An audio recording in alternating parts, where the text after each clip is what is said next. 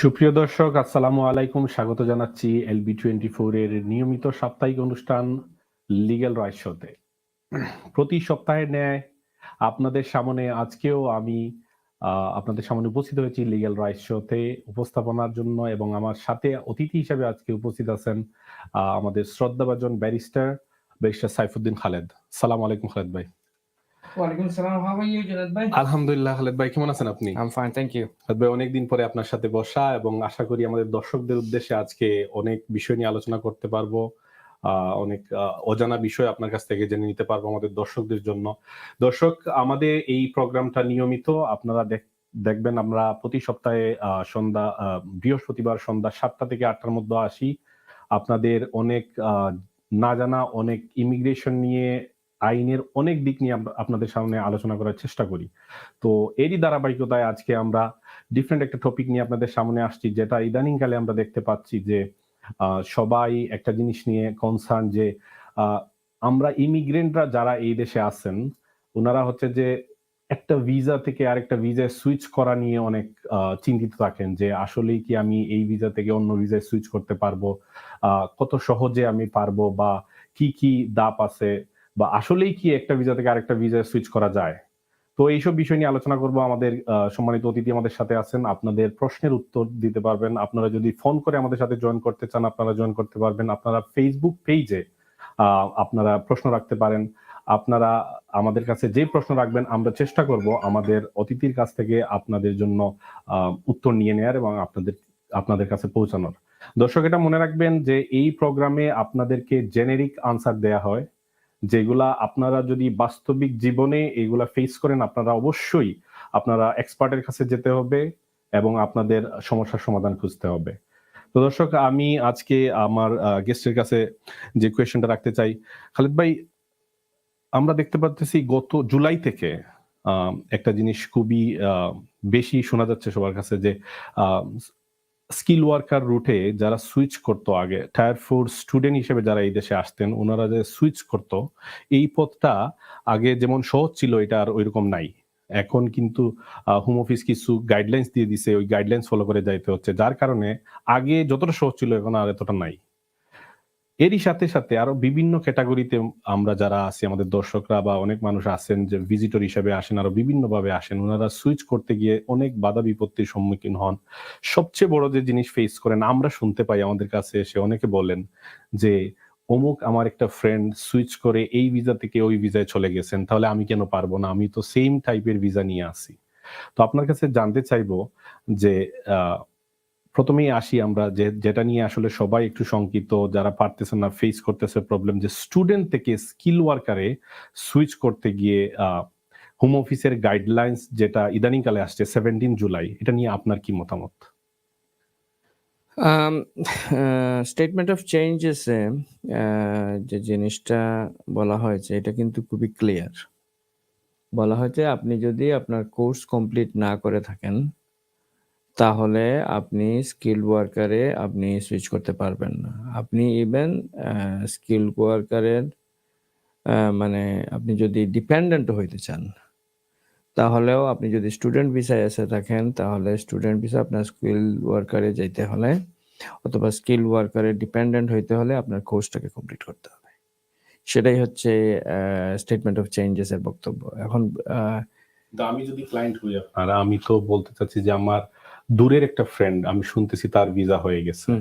আরেকটু বলি, সো যখনই আপনি রুলস বুকের মধ্যে যে কথাটা লেখা আছে, এই কথাটাকে অ্যাজ এ লয়ার হিসাবে আপনি অ্যাডভাইস দিতে হবে।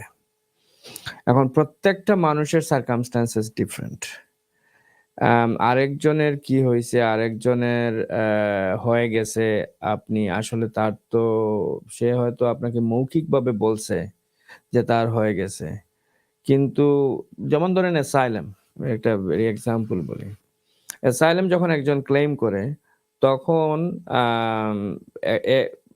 অ্যাপ্লিকেশন রেজিস্ট্রেশন কার্ড একটা দেয় 2 ইয়ার্সের ভ্যালিডিটি দিয়ে। তো অনেকেই ফোন করে বলে হ্যাঁ তাকে অ্যাসাইলাম দিয়ে দিছে 2 ইয়ার্সের জন্য। তো এইটা যখন বলে, আরেকজন শুনে বলে হ্যাঁ তাকে অ্যাসাইলাম দিয়ে দিছে। তো এইভাবে এক কথা আরেকজনের কাছ থেকে ঘুরতে ঘুরতে দেখা যায় যে সে অ্যাসাইলাম পেয়ে গেছে, এটা বলা হয়। সো এই ধরনের বিভিন্ন ধরনের বক্তব্য চলে আসে। আবার হোম অফিসের কেস ওয়ার্কাররাও কিন্তু মিস্টেক করে অনেক সময় দিয়ে দেয়, অথবা হোম অফিসের ইনহারেন্ট ডিসক্রিশনারি পাওয়ার আছে। অফিসার হয়তো একটা জিনিস দেখে তারপরে সে মনে করছে যে the secretary of state has, of course the home অফিসের officer, immigration officer act on behalf of the Secretary of State, and Secretary of State has the discretionary power to grant anything and everything. If they grant it, they grant it, isn't it? So অনেকেই বলে যে হ্যাঁ, আমার অ্যাসাইলামে, আমার skill worker অ্যাপ্লিকেশনে, আমার student অ্যাপ্লিকেশনে এইটা দেওয়া লাগে নাই, ওইটা দেওয়া লাগে নাই, তারপরে আমার হয়ে গেছে, তাহলে আমার অমুকের হবে না কেন, অথবা আমার ফ্রেন্ডের হয়ে গেছে, তাহলে আমার হবে না কেন। আপনি যখন লিগ্যাল অ্যাডভাইজারের কাছে আসবেন, either he is a barrister, legal adviser or a solicitor, আপনি যখন আসবেন অ্যাডভাইস তো দিতে হবে বাই দ্য বুক। অ্যাডভাইস তো তার রুল বুক থেকে যেটা আছে ওইটাই দিতে হবে। এখন আপনার ইন্ডিভিজুয়াল কেসে আরেকজনের কি হয়েছে এটার সাথে আপনাকে মানে কম্পেয়ার করাটা মানে একটু আনফেয়ার হয়ে যায় আর কি, এবং লিগ্যাল অ্যাডভাইজারের জন্য এটা এম্বারাসিং হয়ে যায় যে সে কিভাবে আরেকটা, কারণ ওই ফ্যাক্ট ওই ক্লায়েন্টের অথবা আপনার বন্ধুর ফ্যাক্ট তো ওই অ্যাডভাইজার জানেন না।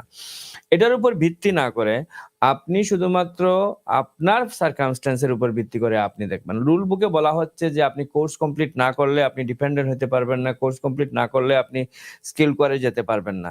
হ্যাঁ, আপনার আরেকজন ফ্রেন্ড যদি হয়ে যায় এবং আপনি যদি রিস্ক নিতে চান, you can take the risk, but advice হচ্ছে আপনার application is most likely to be refused because of the rules changes came into force on 17th of July 2023। রিস্কটা কিন্তু অনেকে ফাইন্যান্সিয়াল রিস্কও হয়ে থাকে, আইএইচএস ফিজ এবং অ্যাপ্লিকেশন চার্জ যেগুলো অনেক সময় দেখা যায় হিউজ হয়ে যায়।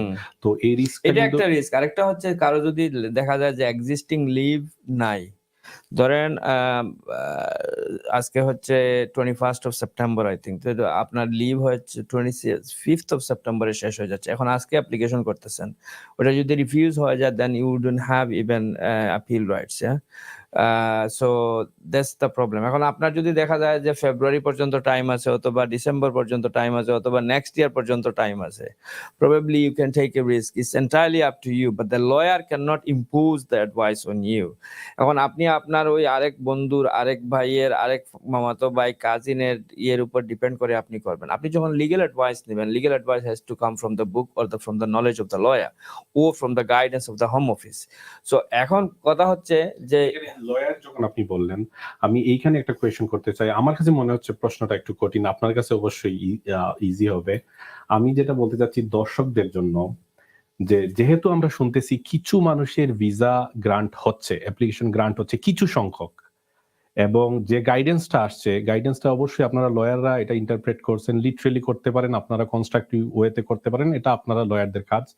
বাট আমার কোয়েশ্চেন আপনার কাছে হচ্ছে, যেহেতু কিছু সংখ্যক মানুষ সুইচ করতে পারতেছে এবং অন্যরা যারা পারতেছে না তারা বলতেছে এরা সেম ভিসা বা লিভে ছিল, ওরা ওইখান থেকে সুইচ করতেছে, কোন পর্যায়ে হোম অফিসের এই যে গ্রান্ট অ্যাপ্লিকেশন গ্রান্ট করতেছে, কতটুকু হলে আপনারা একটা পর্যায়ে আমাদের ক্লায়েন্টদেরকে বা দর্শকদেরকে বলতে পারবেন যে হ্যাঁ একটা প্রেসিডেন্ট ক্রিয়েট হয়ে গেছে? সিনারিও এখন দুই ধরনের। একটা সিনারিও হচ্ছে যে একজন স্টুডেন্টকে হয়তো তার ইউনিভার্সিটি ক্যান্সেল করে দিছে, তার এই কোর্স ক্যান্সেল করার পরে দেখা গেছে যে তার কোর্সটা ছিল যতদিনের, এই দিনগুলোও কিন্তু শেষ হয়ে গেছে, পুরো কোর্সটার যে ডিউরেশন, এই ডিউরেশনও তার শেষ হয়ে গেছে। শেষ হওয়ার পরে সে অ্যাপ্লিকেশন করতেছে, লয়ার হয়তো এক্সপ্লেনেশন দিছে যে তার কোর্সটা ছিল জানুয়ারি 2021 থেকে হয়তো ধরেন অগাস্ট 2023, এই কোর্সের টাইমটা পুরো শেষ হয়ে গেছে, কোর্সের টাইমটা শেষ হয়ে গেছে, কাসের টাইমটা শেষ হয়ে গেছে, এখন সে অ্যাপ্লিকেশন করতেছে সেপ্টেম্বরে। অতএব ফর দিস রিজন সে অ্যাপ্লিকেশনটা করতেছে তার কোর্সের শেষে, অতএব এটাকে ধরে নেওয়া উচিত সে কোর্স কমপ্লিট করে ফেলছে, অথবা ইমিগ্রেশন রুলস এর সে ভায়োলেট করতেছে না, ইমিগ্রেশন রুলস কে ব্রিচ করতেছে না সুইচিং ক্যাটাগরি। হোম অফিসের অফিসার হয়তো কনভিন্স হয়ে গেছে, বলছে যে না ঠিক আছে, তাহলে তো সে তার কোর্সের ডিউরেশন অথবা কাসের ডিউরেশন অথবা কোর্সের ডিউরেশনের সময় করতেছে না, কোর্সের ডিউরেশনের বাইরে করতেছে।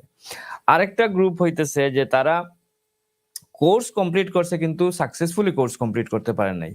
যারা হইতেছে ধরেন ইউনিভার্সিটিতে পরীক্ষা দিয়েছে কিন্তু ইউনিভার্সিটিতে পরীক্ষা দিয়ে পাশ করতে পারে নাই, কিন্তু কোর্স কমপ্লিটটা করছে, কোর্স পড়াশোনা করছে, they have undertaken the course. হ্যাঁ, তো এই এক্সপ্লেনেশন হয়তো লয়ার সাহেব দিতেছেন যে he has undertaken the course, he has completed the course, but successfully complete হয় নাই। হ্যাঁ, he made his payment, there was no issue with the university, and explained the situation. Yeah, and then probably the home office officer or the immigration officer will be able to probably use the discretion. এখন আমি শেষ করতেছি। এখন কথা হইতেছে যে is depending on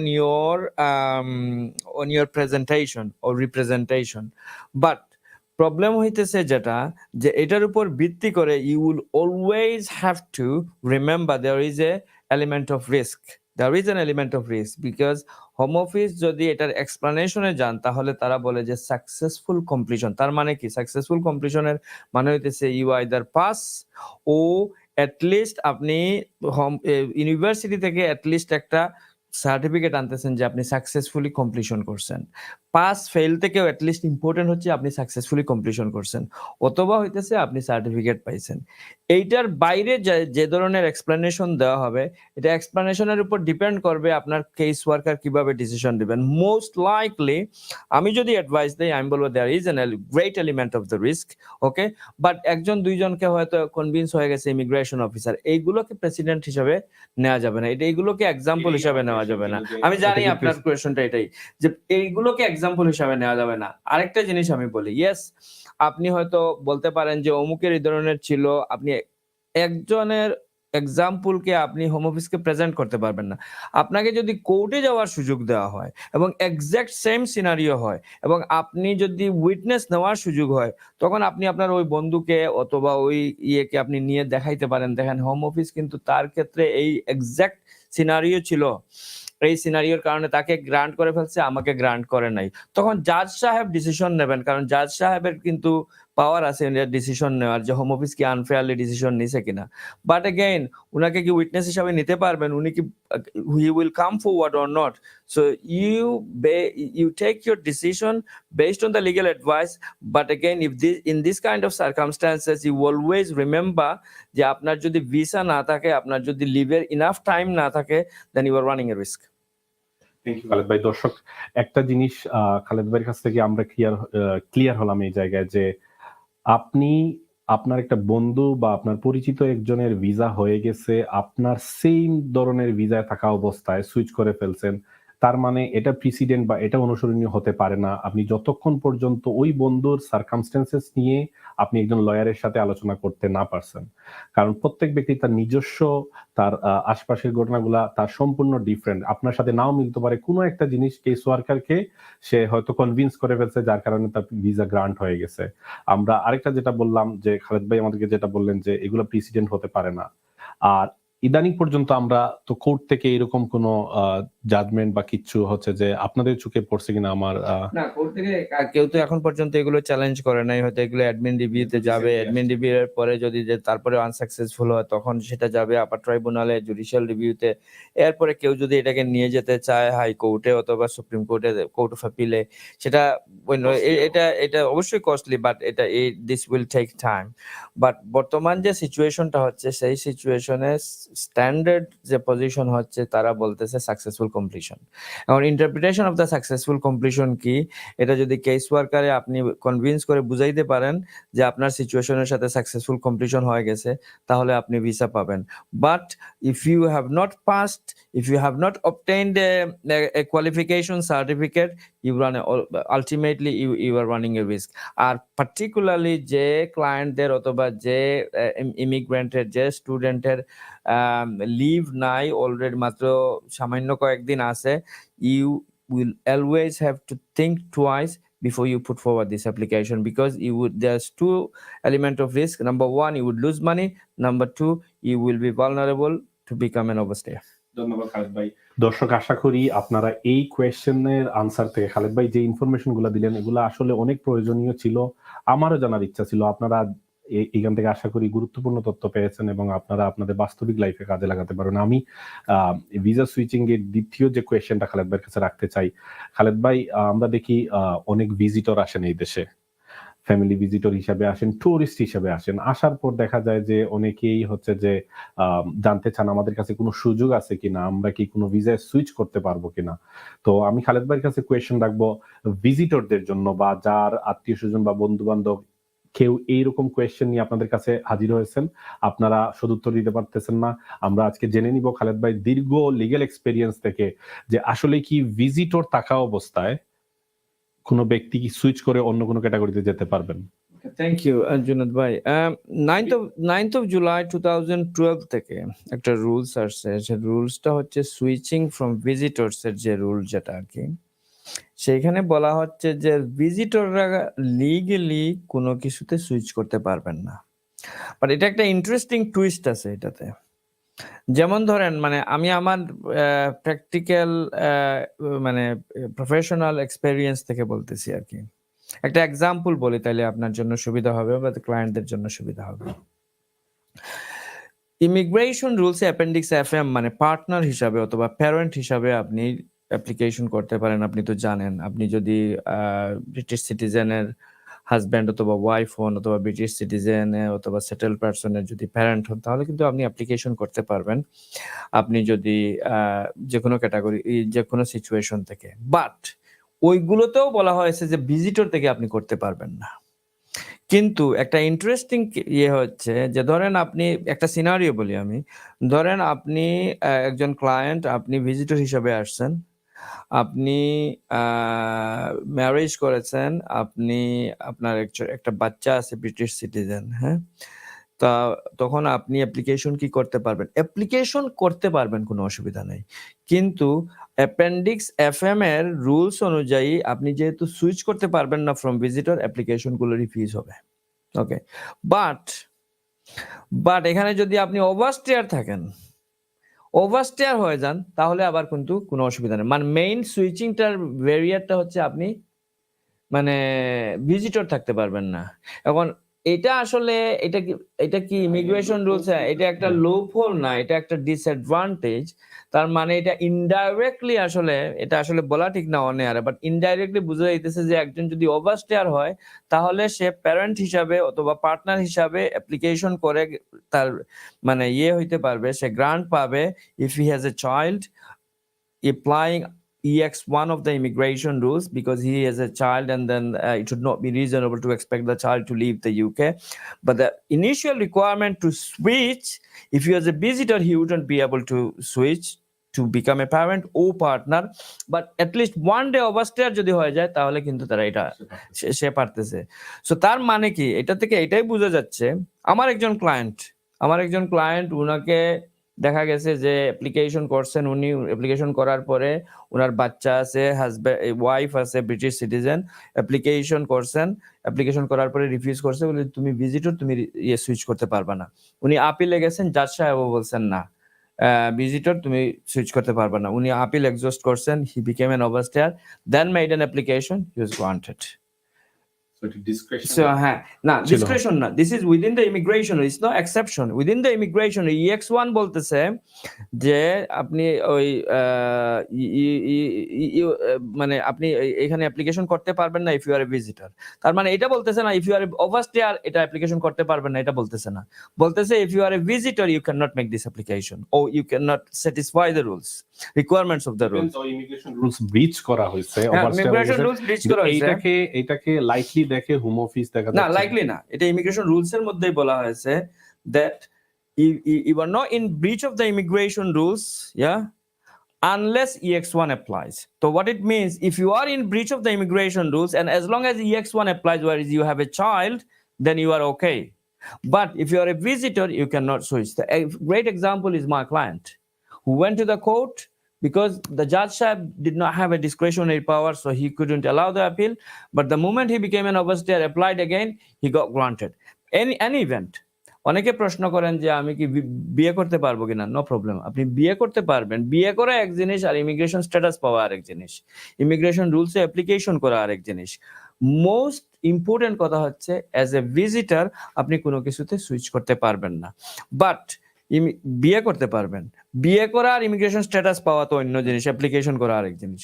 বিয়ে করার পরে in the mean time unfortunately কেউ এনকারেজ করতেছে না, বাট আনফরচুনেটলি আপনি হাইপোথেটিক্যাল সিনারিও হিসাবে যদি ধরেন, you came as a visitor, for some reason you had to become an overstay, and then you got married, you became a father. Of course you have a chance, because immigration rules বলতেছে যে appendix FM of the immigration rules is saying that as long as you have a child, you have a subsisting relationship with the partner and child, you will have 2.5 years under the appendix FM applying EX1. And alternatively, if you have a relationship with your child, not with the parent of the other parent of the child, but you have access to the child, you can still. But if you are still an overstayer, you cannot. Sorry, if you are still a visitor, you cannot switch. But if you are slightly overstayer, of course you can take advantage of the EX1. So ভিজিটররা কোনো কিছুতে যেতে পারবে না, but EX1 এর advantage নিতে পারবেন আপনি, যদি মানে আনফরচুনেটলি যদি আপনি ওভারস্টেয়ার হয় থাকেন, হাইপোথেটিক্যালি বলতেছি, আর তারপরে আপনার এই সিচুয়েশন থাকে either partner or parent.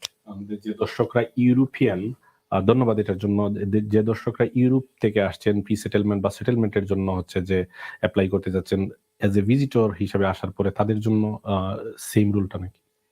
European, ওকে, এটার একটা টুইস্ট আছে, এটা একটা একটু মানে দর্শকরা স্টিল আমরা আলোচনা করতেছি, আমরা ভিজিটর নিয়ে আলোচনা করতেছি। দুইটা জিনিস এখানে, একটা হচ্ছে যে you settlement scheme. You settlement স্কিমে কিন্তু এখানে কিন্তু বলে না যে আপনি ভিজিটর হইলে অ্যাপ্লিকেশন করতে পারবেন না। ইউ সেটেলমেন্ট স্কিমে বলতেছে যে আপনি ভিজিটর হইলে অথবা নন ভিজিটর হইলে, ওভারস্টেয়ার হইলে, নন ওভারস্টেয়ার হইলে, it doesn't matter, as long as you can prove your relationship, as long as you prove your dependency. If there is a requirement of dependency, then of course you can switch. That's not a problem under the European settlement scheme.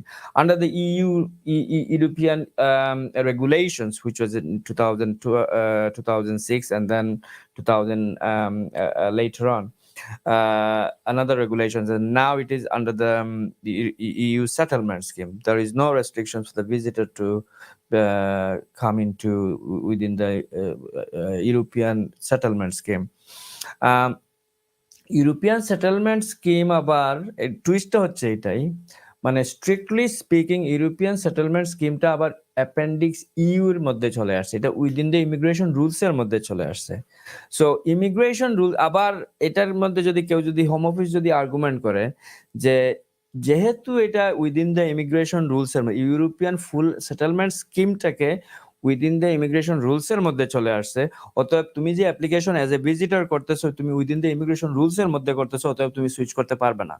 Yes, তারা করতে পারে, but again এটা মানে successful হবে না home অফিসের argument, because within that স্কিমের মধ্যে, যেটা উইদিন দ্য স্কিমের মধ্যে কোনো রেস্ট্রিকশন দেওয়া হয় নাই। সো শুধুমাত্র ইউরোপিয়ান সেটেলমেন্ট স্কিমে এই রেস্ট্রিকশন ছাড়া বাকি সব উইদিন দ্য ইমিগ্রেশন রুলস যত অ্যাপ্লিকেশন আপনি করতে পারবেন না, unless the EX1 applies, but of course there has to be an exception. Unfortunately, during that 6 months time you cannot. ভাই, আমরা দর্শক স্ট্যান্ডার্ড ভিজিটর যারা, তাদেরকে নিয়ে কথা বলতেছিলাম যে তারা সুইচ করতে পারবে কিনা। খালেদ ভাইকে আরেকটা কোয়েশ্চেন আমি সরাসরি জিজ্ঞেস করতে চাই, খুবই সংক্ষিপ্ত আনসার আমরা এক্সপেক্ট করব, যে if someone come to get married, come as a visitor, আপনি কি মনে করেন যে তারা সুইচ করতে পারবে? না, এটা এই প্রশ্নটার উত্তর প্রথমেই আমি দিয়ে দিছি। স্ট্যান্ডার্ড ভিজিটর হিসেবে না, তারা আসতেছে to get married, there is a option, আপনি তো জানেন হচ্ছে যে না, সেটা ঠিক আছে, সে হচ্ছে marriage visitor, but still he is a visitor. So উনি ম্যারেজ করে উনি চলে যাবেন। উনি যদি ফিয়ান্সে ভিসায় আসতো তাহলে কিন্তু উনি ম্যারেজ এখানে করে তারপরে উনি সুইচ করতে পারবে, কারণ ফিয়ান্সে ভিসা থেকে সুইচ করা যায় ইয়েতে to become a partner. But উনি যেহেতু আসতেছে ভিজিটর হিসাবে, ম্যারেজ ভিজিটর, তার মানে কি, ম্যারেজ ভিজিটর মানে ম্যারেজটা অনুষ্ঠানটা করার জন্য উনি আসতেছে। তো উনি ম্যারেজ ভিজিটর হিসাবে ম্যারেজ করতেছে, he has to go back and come back. But again দেখা যায় যদি রিলেশনশিপ ফর্ম হয়ে যায় কোনো কারণে, আনফরচুনেট কোনো সিচুয়েশনের কারণে, কোনো এক্সেপশনাল সিচুয়েশনের কারণে উনি যেতে পারেন না, by the time they have a child, then he can take advantage of EX1. Okay, ধন্যবাদ খালেদ ভাই। আজকে গুরুত্বপূর্ণ কিছু তথ্য আপনার কাছ থেকে আমরা শুনতে পেলাম। বিশেষ করে যারা স্টুডেন্টরা আগে সহজে সুইচ করে আপনারা স্কিল ওয়ার্কার রুট সহ বিশেষ করে স্কিল ওয়ার্কার রুটে যেতে পারতেন। তারা কিন্তু এখন আর সহজে যেতে পারতেছেন না বিকজ হোম অফিসের স্ট্রিক্ট গাইডলাইন চলে আসছে। যেটা খালেদ ভাই আমাদের কাছে এক্সপ্লেইন করলেন। আর যেটা আমরা আশপাশে শুনতে পাই ওইটা নিয়েও খালেদ ভাইকে কোয়েশ্চেন করলাম যে উনার গ্রান্ট হচ্ছে, অমুকের গ্রান্ট হচ্ছে। তো এই ক্ষেত্রেও খালেদ ভাই যে আনসার দিলেন এইখানে বিভিন্ন বিষয়ে কাজ করে তার চতুর্পাশে যে ফ্যাক্ট গুলো আছে এইগুলোর উপর নির্ভর করে। আর শেষে আমরা জানতে পারলাম যে এজ এ ভিজিটর আপনি কি সুইচ করতে পারবেন কিনা। আসলে জেনারেল টার্ম হচ্ছে ভিজিটর থেকে আপনি সুইচ করতে পারবেন না। বাট এখানে যদি আপনি রিলেশনশিপ বিল্ড আপ করেন তাহলে হোম অফিসের আপনার যদি এখানে ব্রিটিশ কোনো পার্সনের সাথে আপনার রিলেশনশিপ বিল্ড হয়ে যায় তাহলে কিছু এক্সেপশন আছে। এই ক্ষেত্রে যতটুকু বললেন খালেদ ভাই আশা করি আমার দর্শকরা এ থেকে উপকৃত হবেন। এবং একটা আপনাদেরকে একটা কথা বলে রাখতে চাই যে স্টুডেন্ট হিসেবে যদি আপনারা স্কিল ওয়ার্কারে সুইচ নাও করতে পারেন, অন্য স্কিল ওয়ার্কারের ডিপেন্ডেন্ট হিসেবে যদি সুইচ না করতে পারেন, অন্য যে ক্যাটেগরি গুলো আছে আপনারা অন্য ক্যাটেগরিতে সুইচ করার সুযোগ আছে। আপনারা হয়তো আপনাদের লিগ্যাল এক্সপার্টদের সাথে যদি যোগাযোগ করেন, আপনাদের যদি সুযোগ থাকে আপনারা সুইচ করতে পারবেন। শুধু স্কিল ওয়ার্কারের জন্য 17 জুলাই যে গাইডলাইন্সটা আসছে এটা প্রযোজ্য হবে। আমি আপনাদের সবাইকে ধন্যবাদ জানিয়ে বিদায় নিয়ে নিব। আমি আগে আমার সম্মানিত অতিথির কাছ থেকে শেষে ২-১ টা কথা শুনতে চাই। আপনি যদি দর্শকদের উদ্দেশ্যে কিছু বলতে চান। থ্যাংক ইউ জুনায়েদ ভাই। আসলে দর্শকদের উদ্দেশ্যে আমরা আসলে আমাদের তো দায়িত্ব হচ্ছে ইমিগ্রেশন রুলস অথবা আইন যেটা আছে সেটাকে ব্যাখ্যা করা। অনেকেরই কিন্তু দেখা যায় যে এই যে অ্যাডভাইস গুলো আমরা দেই, অ্যাডভাইসের পরেও দেখা যায় যে সেম সিচুয়েশনের হওয়ার পরেও আমরা যে অ্যাডভাইস দিছি এই অ্যাডভাইসের বাইরে গিয়েও অনেকে অ্যাপ্লিকেশন করেন এবং সাকসেসফুল হয়ে যান। এগুলো নিয়ে আসলে আপনারা প্লিজ মানে আপসেট হওয়ার দরকার নাই, নাম্বার 1। আর নাম্বার 2 হইতেছে যে এগুলোকে এক্সাম্পল হিসাবে গ্রহণ করবেন না। আপনি আপনার সার্কামস্ট্যান্সটাকে এক্সপ্লেন করবেন, আপনি ইন্ডিপেন্ডেন্ট লিগ্যাল অ্যাডভাইস নিয়ে তারপরে আপনি অ্যাপ্লিকেশন করবেন। লাইফের মধ্যে is always that's element of risk. You take a risk no gain. So আপনি যদি রিস্ক নিতে চান নিতে পারেন। আপনার যদি আর কোনো উপায় না থাকে, you have to take a decision, you have to make an application. You can not be an overstayer simply because you don't have any other option. If you do not have any other option, you have to make an application, explain your situation to the Secretary of State, leave the matter at the discretion of the Secretary of State. So we are advising you to stay regularized, make applications, explain your situation, whatever it is, and at least do not become overstayer. That's the advice. And of course, before you take any decision, think twice, take independent legal advice. Thank you. ধন্যবাদ খালেদ ভাই। দর্শক, প্রোগ্রামের শেষের দিকে একেবারে আমরা আজকে বিদায় নেবার সময় চলে আসছে। আপনাদের সবাইকে অসংখ্য ধন্যবাদ আমাদের সাথে থাকার জন্য।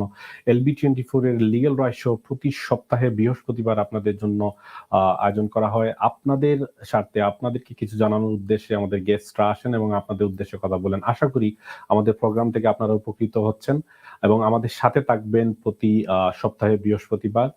আপনাদের সবার কাছে দোয়া প্রত্যাশা এবং ভালো থাকবেন সবাই। আগামী প্রোগ্রাম দেখার আমন্ত্রণ জানিয়ে আজকের প্রোগ্রাম এখানেই শেষ করছি। আসসালামু আলাইকুম।